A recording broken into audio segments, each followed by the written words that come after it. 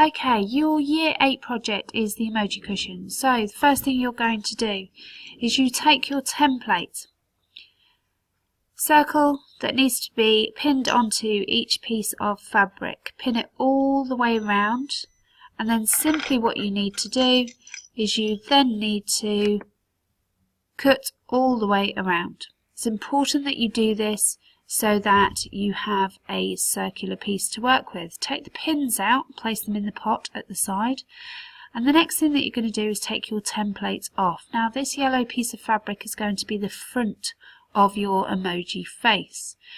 It's important that it's vaguely circular because you're going to use it to work with throughout this project. The next thing you're going to do is you're going to take your template and you're going to pin it onto your fabric. Each element that you need to cut out needs to have a template. Pin it around to secure it in place and simply cut all the way around. Make sure that the pins are not sticking into you and just simply through the fabric. Follow it round. Always cut a little bit bigger. You can always take a little bit more off, but you can generally not add it on. So simply what you're going to do is you're going to follow that all the way round. Be careful when you're cutting, keep your fingers out of the way, and simply what you're then going to do is take out those pins, move the template to the side, and that will give you one piece. Obviously, if you need a couple of those pieces, you can always fold your fabric in half. Take your two heart shapes or whatever shapes you've decided to work with and lay them on, but please be very, very careful. Now our issue is we need to move it in slightly because we're going to have a seam allowance on the outside of about 2 centimeters, so that edge is going to be taken off.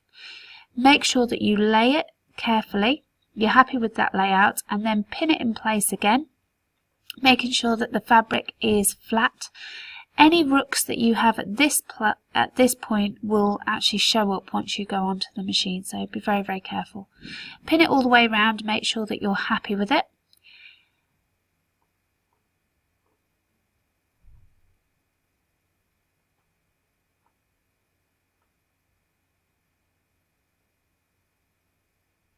And once you've got to that stage, the next thing you're going to do is you're going to tack it in place. So you're going to sew it by hand in place, keeping it neat and tidy.